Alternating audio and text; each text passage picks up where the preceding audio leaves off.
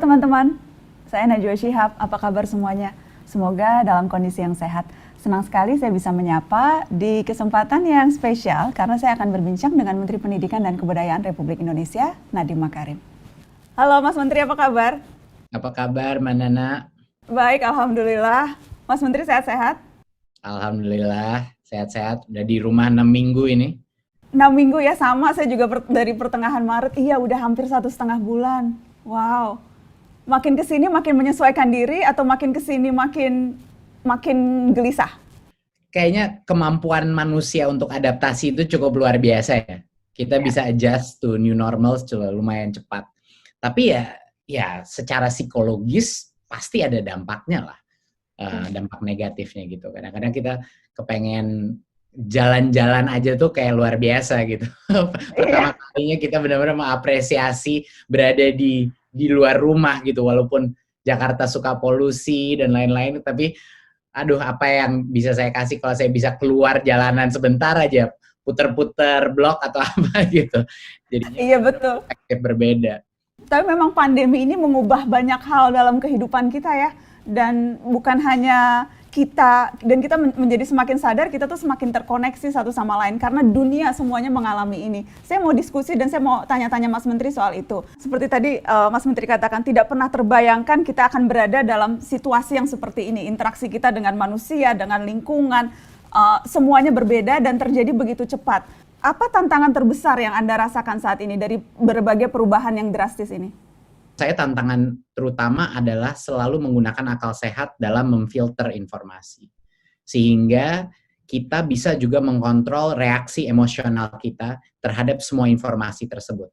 Karena bawaannya mau panik, Mbak Nana. Gitu. Bawaannya kan ketakutan gitu. Dan itu mungkin yang merupakan tantangan utama adalah untuk tidak lose control, untuk menjaga akal sehat dan hanya fokus kepada apa yang bisa kita lakukan saat ini gitu. Dan orang-orang yang bisa melakukan itu, dia pasti akan melakukan hal-hal yang rasional untuk kesehatan dia, keluarganya, maupun kesehatan perusahaan atau organisasinya dia. Tapi bagi yang panik atau reaktif, itu akan kemana-mana saya rasa, dan menjadikan pola pikir yang tidak sehat. Iya, dan banyak sekali kemudian akhirnya muncul seperti yang tadi, kebohongan itu muncul dan dibalut seolah-olah ini valid. Teori-teori konspirasi yang kemudian muncul, wah ini dan bukan hanya terjadi di negeri kita kan, kalau kita lihat di negeri-negeri yang dalam tanda kutip pendidikannya lebih maju atau masyarakatnya lebih terbuka, teori-teori konspirasi pun itu laku dijual. Wah ini disebabkan oleh menara 5G, wah ini disebabkan oleh senjata biologis massal yang sengaja diciptakan untuk menarget orang-orang tua. Wah ini memang Yahudi, ini Cina, belum lagi kemudian dibalut dengan sentimen-sentimen ras yang menyebabkan ini menjadi semakin kacau balau, Mas Menteri. Betul, dan karena gini, manusia, satu hal mengenai psikologi manusia, dan ini satu hal yang mungkin hubungannya dengan pendidikan juga sangat penting, bahwa kalau terjadi suatu hal yang tidak bisa kita jelaskan, kenapa wabah ini terjadi bisa sampai berdampak kepada ekonomi dan kesehatan dunia sebesar ini? Harus ada orang yang disalahkan, iya kan? Harus kita selalu, ada banyak sekali orang karena tidak mau menerima situasi ini suatu hal yang organik telah terjadi, tidak bisa menerima sehingga lebih mudah menyalahkan satu orang, satu pihak, atau mempercayai satu conspiracy theory. Itu adalah cara berpikir malas, iya kan? Sedangkan kalau kita percaya kepada saintis-saintis yang sudah berbicara, ini sudah diprediksi bertahun-tahun, Mbak Nana. Iya kan? Kita sudah banyak sekali saintis dan researcher dan dokter-dokter pun yang bilang bahwa pandemik seperti ini bukan masalah apakah akan terjadi, tapi kapan akan terjadi. Seperti Bill Gates telah melakukan 4 tahun yang lalu. Jadinya kalau kita benar-benar mendengarkan orang-orang yang terpintar dan yang paling saintifik, paling rasional, ini adalah suatu fenomena yang harusnya kita sudah mengerti bahwa ini akan terjadi. Dan kemungkinan besar, Mbak Nana, saya sedih menyebutnya, tapi bisa sekali terjadi lagi gitu. Tapi untunglah kita bisa belajar dari trial run ini. Walaupun dampaknya luar biasa, tapi yang terpenting kita belajar daripada experience ini sehingga kita bisa mengantisipasi bencana-bencana lainnya ke depan. Kuncinya di situ, bisa belajar. Seperti topik kita malam ini, bagaimana kita bisa belajar dari pandemi ini. Tapi sebelum masuk ke sana, saya tertarik ketika tadi Mas Menteri menyebut Bill Gates, karena ada artikelnya juga menarik. Bill Gates, How to Fight Future Pandemics. Yang menarik di situ adalah ia mengatakan ini kalau diibaratkan seperti perang dunia, ini kita semua sedang berperang, tapi manusia berada pada sisi yang sama semua. Manusia melawan virus. Dan bagaimana kita bisa menang melawan perang virus ini adalah kalau kita cukup punya amunisi yang berupa inovasi.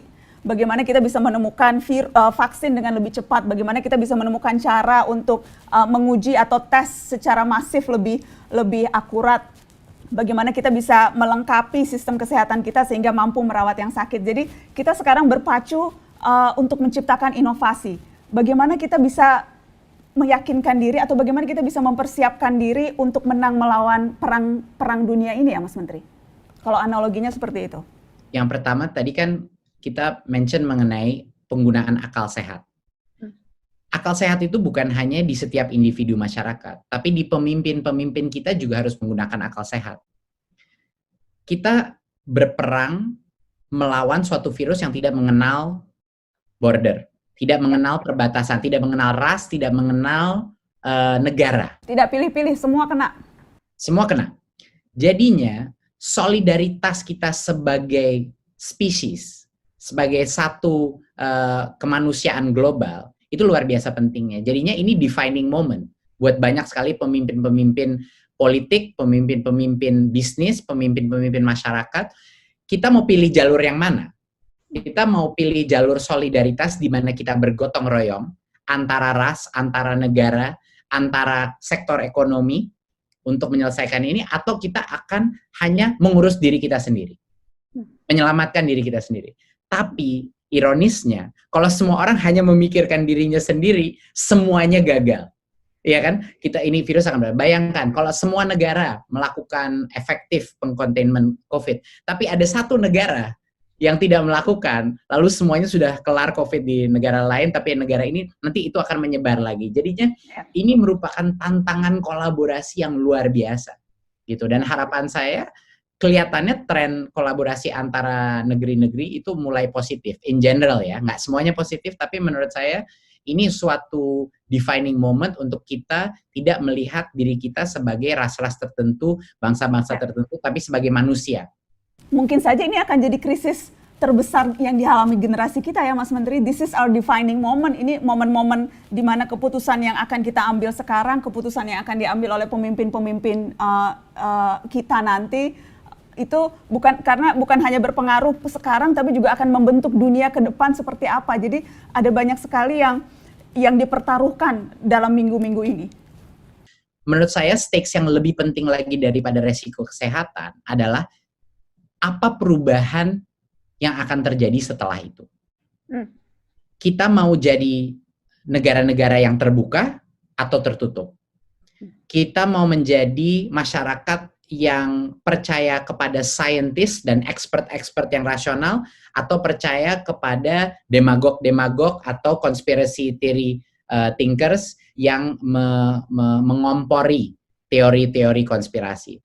Kita mau reaksi sebagai masyarakat melalui ketakutan atau dengan keyakinan dan solidaritas. Keputusan-keputusan itu akan lebih penting stakes-nya daripada menurut saya pun resiko kesehatannya sekarang. Yang jelas hidup kita tidak akan sama lagi. Apa yang terjadi saat ini yang kita hadapi selama 2 bulan terakhir ini itu mengubah begitu banyak hal dalam kehidupan kita. Sehingga kalaupun misalnya insya Allah kita akan segera bisa keluar dari pandemi ini, rasa-rasanya memang tidak semudah itu kembali ke seperti dulu, akan terbentuk normalitas yang baru, Mas Menteri. Apa saja itu kira-kira? Apa hal-hal normal yang baru yang akan kita lihat nanti? Mungkin kita mulai dari